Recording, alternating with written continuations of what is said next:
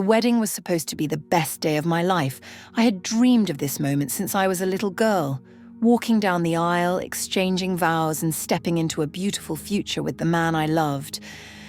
But reality hit me harder than I ever expected. It happened during the reception. I was sitting at the table, finally catching my breath after hours of smiling, posing for pictures and greeting guests. Then, out of nowhere, my husband's mother walked up and stood beside me.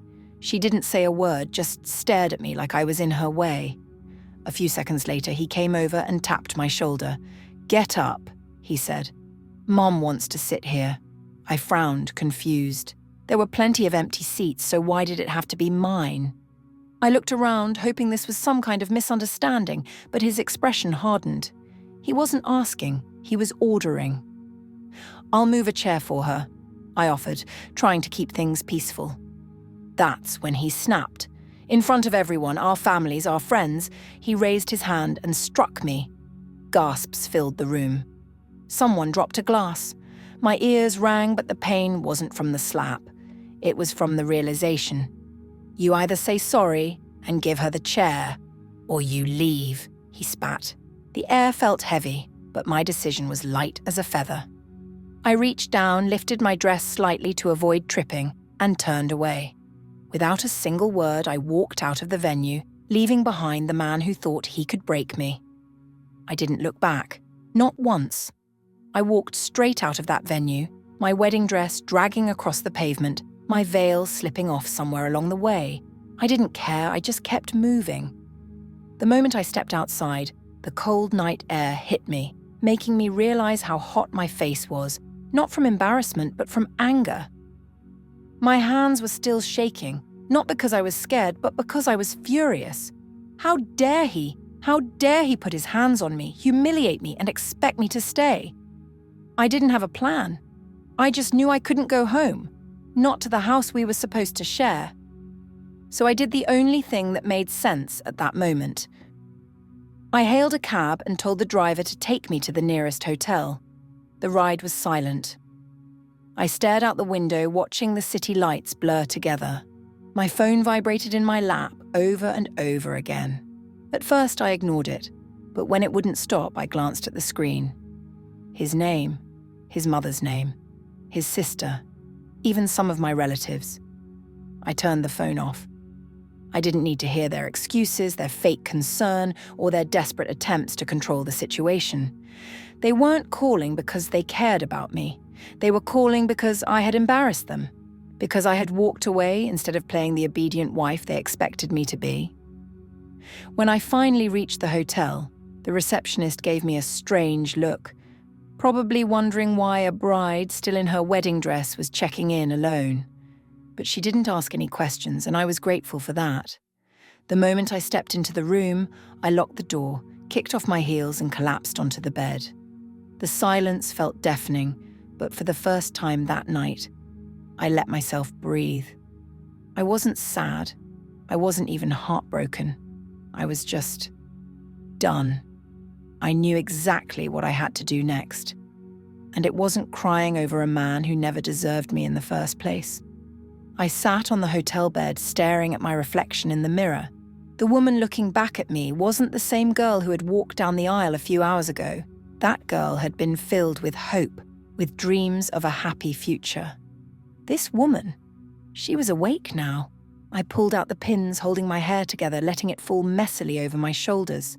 My head ached, not from the weight of the hairstyle, but from the weight of everything I had ignored for far too long. I should have seen this coming. The signs were there, clear as day. Before the wedding, he always had a way of making me feel like I was the problem. If I disagreed with him, I was too emotional. If I wanted space, I was being cold. And if I ever stood up for myself, even in the smallest way, I was disrespectful. And his mother? She had never liked me. Not because I was rude, not because I had done anything wrong, but because I was me. I wasn't the quiet, obedient wife she wanted for her son. I had a voice, and she hated that.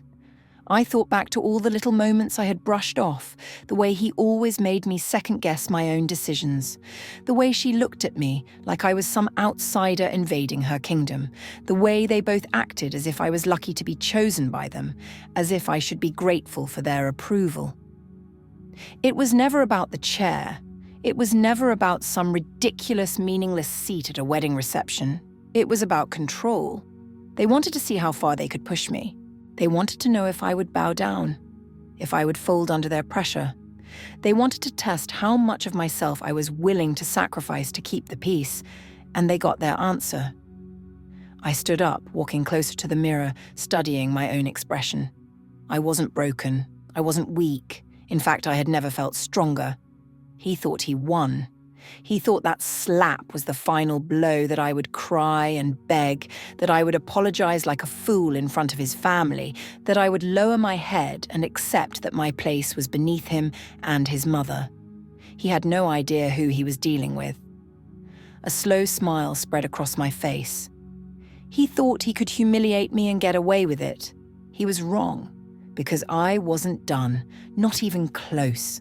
For the first few days, I enjoyed the silence.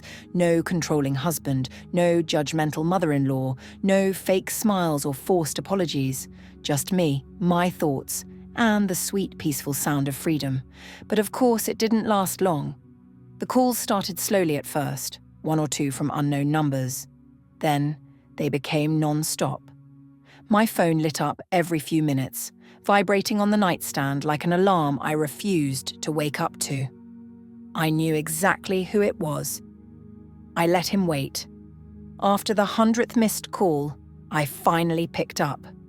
Not because I wanted to hear what he had to say, but because I wanted to see just how desperate he had become. Ella! His voice was rushed, breathless, like he had been running in circles. Where the hell have you been? Do you have any idea how this looks?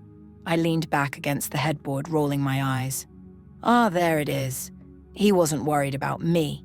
He was worried about his image. You're embarrassing me, he continued, his tone sharp, angry. People are asking questions. The guests are talking. My family. I hung up.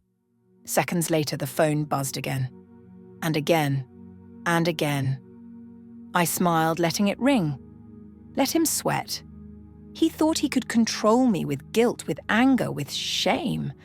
But he had no power here, not anymore. Later that night, after one final deep breath, I made a call of my own. Not to him, not to his family, to my lawyer. Ella, she answered warmly as if she had been expecting me. I was wondering when you'd call. I let out a slow, steady exhale. I'm ready. There was a pause, then a knowing chuckle. Good. And just like that, the real game began. I sat across from my lawyer, hands wrapped around a cup of coffee I barely sipped. I had just finished telling her everything, every detail, every humiliation, every red flag I had ignored. She listened patiently, nodding in all the right places, her expression unreadable. Then, to my surprise, she smiled. You know, she said, tapping her manicured nails against the table, you actually own more than you think. I frowned. What do you mean? She leaned forward, flipping through a stack of documents. Your ex, let's go ahead and call him that, thought he was smart, but he was sloppy. Very sloppy. I raised an eyebrow. Go on. She slid a paper toward me. You remember signing this? I glanced down, my eyes scanning the familiar legal jargon.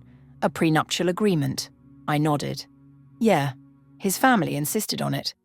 They wanted to protect their assets. She chuckled. Oh, they did more than that. She flipped to another section, pointing to a paragraph. This part right here, it actually works in your favor. I blinked. How? She sat back, looking entirely too pleased. Because when they set up his family business, they put it in your name. My mouth fell open. What? She grinned. See, they were trying to avoid taxes, so they used your name to register some of their assets. On paper, you are the legal owner of everything they were trying to protect. I stared at her, my brain trying to catch up. Are you telling me I own his family business? She nodded. Every last bit of it. I let out a breath, then laughed. An actual, genuine laugh. He thought he was powerful. He thought he had control. But he had handed everything to me without even realizing it. My lawyer leaned in, her smile turning sharp. Now, the real question is, what do you want to do with it? I sat back, running my fingers along the edge of the document. For the first time in days, I knew exactly what my next move was. I was going to take everything. I didn't call ahead. I didn't warn them. I simply arranged a meeting at their mansion, the home I was supposed to live in as their obedient little wife, the place where they thought they could control me, humiliate me, and discard me like I was nothing. Not anymore. I walked through those grand double doors, my heels clicking against the marble floor, dressed in a crisp white power suit. Not a wedding dress this time. No veil, no flowers, just power and purpose. The entire family was there. My husband, or rather ex-husband, stood at the head of the room, arms crossed, looking furious. His mother sat beside him, her usual arrogance slipping into uncertainty. His father, his sister, even his uncles were there, all watching me with suspicion. I smiled. "Ella," my ex started, his voice forced, controlled. "Finally, you came to your senses." I laughed, setting my leather folder down on the table. Oh, I came to my senses, all right. I took my time, flipping open the folder and spreading out the documents. "What is this?" his father snapped, reaching for one. I leaned forward, resting my elbows on the table. Proof. Their eyes scanned the pages and I saw it, the moment they realized. Their faces drained of color. My ex's jaw tensed. His mother gasped, covering her mouth. His father gripped the paper so hard his knuckles turned white. I let the silence stretch, savoring the moment. Then, with a slow, satisfied smile, I delivered the final blow. "I own this business now." My ex's head snapped up. "That's a lie." I shrugged. "Nope, it's legal. It's all in my name. Has been for a while, actually." Funny, right? His mother stood up so fast her chair scraped against the floor. "You can't do this!" I raised an eyebrow. "Oh, but I can." I tapped the papers. "Your little scheme to put everything in my name for tax reasons?" Well, that backfired. Big time. My ex slammed his hands on the table. "You gold-digging—" I held up a hand. "Careful." I tilted my head. "Remember what happened the last time you raised your hand at me?" His mouth snapped shut. I stood, gathering my papers, then looked around at their horrified faces. This mansion, the business, the accounts, I smiled sweetly. They're all mine now. I turned toward the door, then glanced back one last time. "Oh, and don't worry about packing. I'll have security escort you out." And with that, I walked away, leaving them to choke on their own defeat. The moment I turned to leave, chaos erupted behind me. "You can't do this," he roared, slamming his fist against the table so hard that the papers scattered. His face was red, veins bulging at his temples. His entire body shook with rage, but I just stood there watching. His mother wasn't any better. She shot up from her chair, hands trembling as she pointed at me like I was some kind of criminal. "This is our business, our home. You have no right." I tilted my head, pretending to think. Actually, I do. I pulled out one final document, holding it up between my fingers. "See this? This is the legal transfer of ownership. Signed, sealed, filed." I flicked it onto the table like it was nothing, which means everything under this roof belongs to me now. And you? I let out a soft chuckle. You have nothing. The silence that followed was delicious. My ex grabbed at the papers, flipping through them desperately like he could somehow rewrite reality just by looking harder. His mother clutched her chest, gasping like she was about to faint. His father sat there in stunned silence, and his sister. She just whispered, "No, no, no," over and over again, as if saying it enough times would undo the damage. Then my ex lost it. He grabbed the nearest vase and threw it against the wall.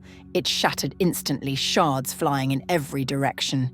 "This is a joke," he bellowed. "A damn joke!" I didn't even flinch. Instead, I folded my arms and smirked. "Oh, but it's not." He turned to me, his chest heaving. I held up a hand. Careful now. My voice was light, almost teasing. You already laid hands on me once. You really want to try that again? His fists clenched, but he didn't move. He knew better now. His mother suddenly rushed toward me, her eyes wild. Ella, please, she pleaded, begged. You don't have to do this. We can fix this. We're family. I let out a laugh. Oh, now we're family. I took a step closer, lowering my voice. Where was this family when your son hit me in front of everyone? When you cheered him on and demanded an apology? Where was this family then? She had no answer. I turned back to my ex, who was still standing there, looking completely defeated. I told you, I said, my voice calm, measured. You thought you won. You thought you broke me. But guess what? I leaned in, just enough for him to hear my final words clearly. I just did what you never thought I could. Then, without another glance, I walked away, leaving them to drown in their own downfall. I reached the grand entrance, my heels clicking against the cold marble floor. The doors stood open before me, the crisp evening air just within reach. I could already feel the weight lifting off my shoulders, the burden of their control, their arrogance, their cruelty. I was leaving it all behind. But just before stepping out, I paused. Slowly, I turned back. They were still standing there, frozen in shock, drowning in the ruins of their own making.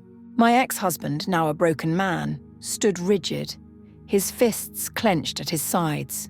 His mother had collapsed into a chair, still whispering to herself, as if this was all just a bad dream.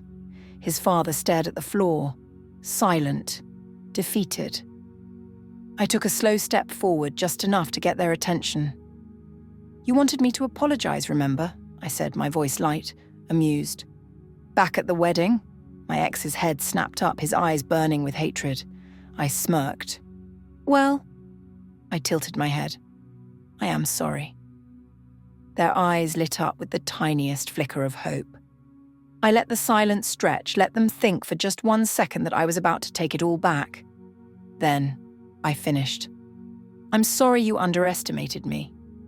His mother let out a choked gasp, his father's hands curled into fists. My ex took a sharp step forward like he wanted to lunge at me, but he didn't dare. Not anymore. I held his gaze, my smirk never fading. Then, I turned on my heel and walked away. Again. But this time it was for good. It didn't take long for the news to spread. His family lost everything. The business, the house, the cars, the luxurious lifestyle they clung to so desperately. It was all gone. One by one, their assets were seized, their accounts frozen, their influence reduced to nothing but a fading memory. His mother, the self-proclaimed queen he had worshipped, was the first to break. She had spent years controlling everyone around her, treating me like I was beneath her. But now she was pointing fingers, screaming at him for their downfall. "This is your fault," she shrieked at her son. "You couldn't even control your own wife. You let her destroy us." Oh, how the tables had turned. He, the man who once stood so tall, who humiliated me on what was supposed to be the happiest day of my life, was now nothing more than a shattered version of himself. No money, no power, no control. And me, I thrived. I took what was mine and built something greater, something they never could have imagined. With full control of the company, I expanded it, rebranded it, made it bigger than it had ever been under their rule. The same business they had used to control people was now my stepping stone to power. I became the woman they never saw coming, the woman they tried to silence, control, destroy. But instead of breaking, I rose. The girl who walked out of her wedding that night? She didn't just escape, she won.